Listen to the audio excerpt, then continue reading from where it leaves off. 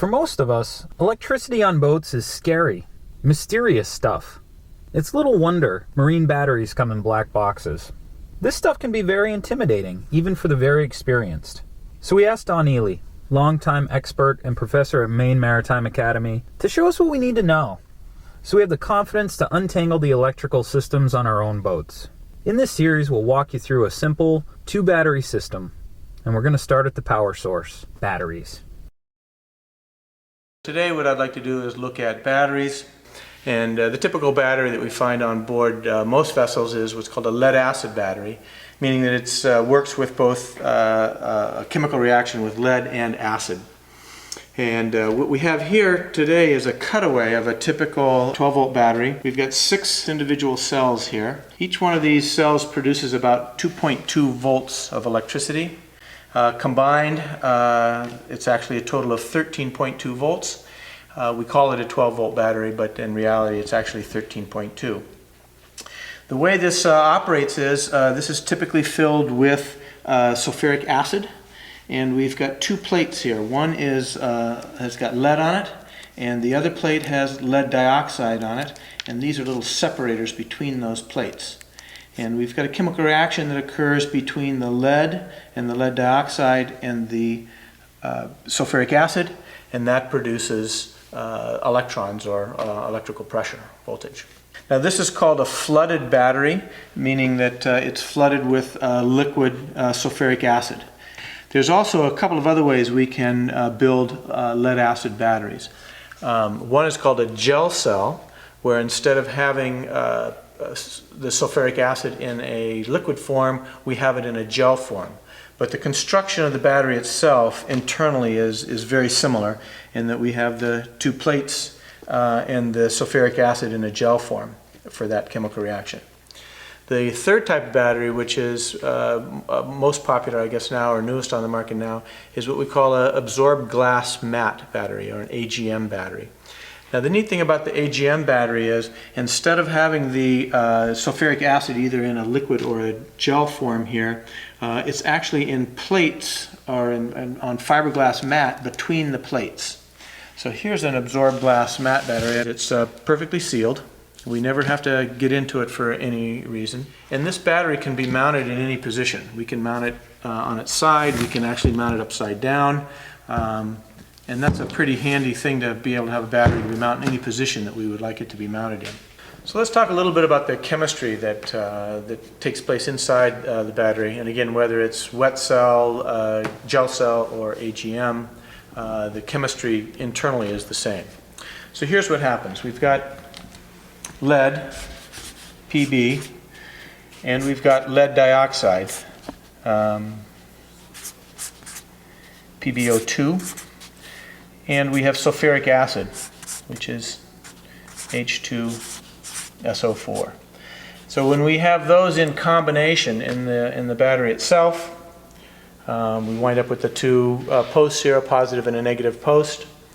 And then when we obviously connect a load to it, this chemical reaction is going to take place. And what we wind up with then, when this chemical reaction happens, is we wind up with PbSO4, which is lead sulfate, plus water, H2O, and in a simplistic fashion we also then wind up with electrons. And this is where we get our electricity from this chemical reaction. Now the challenge is that in a wet cell battery or a flooded battery like this, when this chemical reaction takes place, the water and the sulfuric acid tend to stratify. So the water is lighter than the sulfuric acid. It's going to come up to the top of the cell here. The sulfuric acid is going to be down at the bottom, and that's going to give us less area of these plates that the chemical reaction can actually occur in. So there's some challenges there with a flooded or a wet cell battery with this stratification and then the area that this chemical reaction can actually take place on. So that's why they came up with gel cell batteries. And in a gel cell battery, instead of having the sulfuric acid in a liquid form that could stratify, it was in a gel form and would not stratify. There were some challenges, or there are some challenges with the gel cell battery also. And one of those is that if you overcharge it, you can actually break that gel down, create a pressure inside the battery cell here, and then pop the vents off, and then the battery is no longer usable. So there are some challenges around the gel cell battery with the charging. So the latest chemistry is the AGM battery, the absorbed glass mat battery, completely sealed. And those, the glass mat that holds the sulfuric acid are actually similar to these dividers that we see here. And it's actually fiberglass that's impregnated with the sulfuric acid. And so when this reaction takes place, the only thing that happens is the reaction between the plate and the sulfuric acid directly connected to that, the plate and the absorbed glass mat. So we don't have this stratification that we talked about between the sulfuric acid in the water.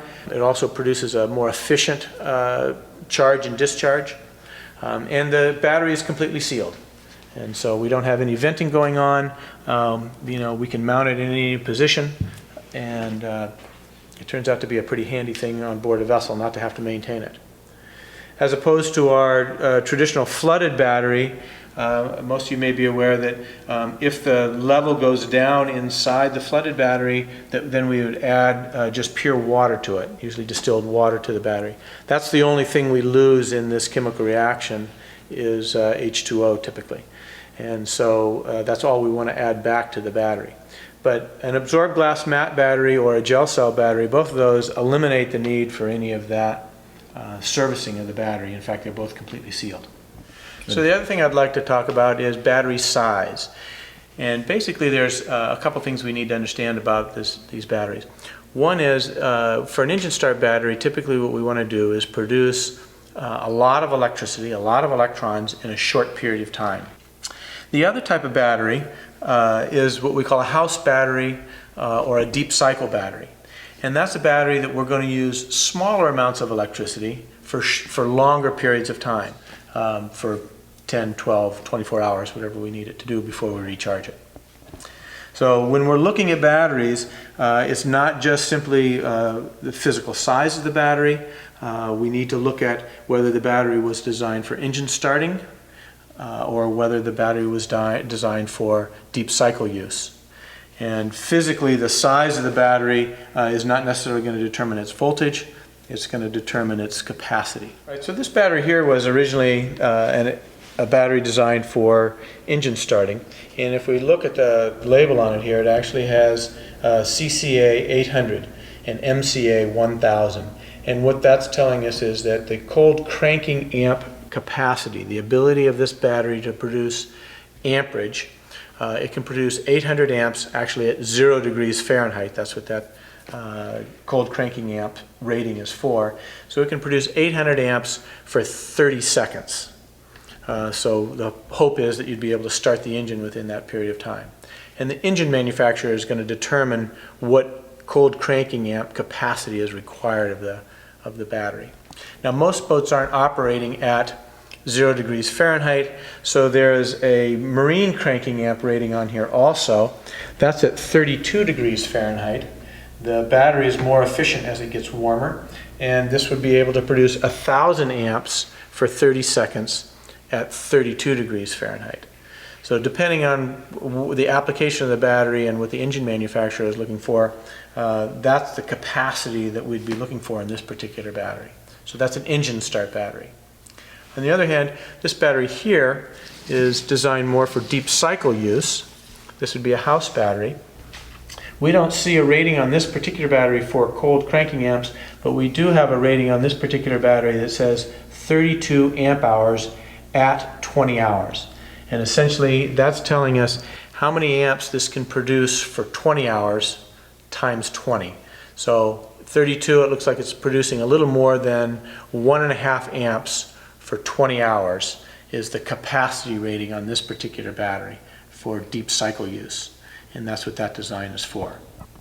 So essentially we have two styles of batteries. We have engine start and deep cycle. The chemistry is the same, but the structure internally is different in the number of plates and the thickness of the plates. even though they're both 12-volt batteries, they're designed for two different operations.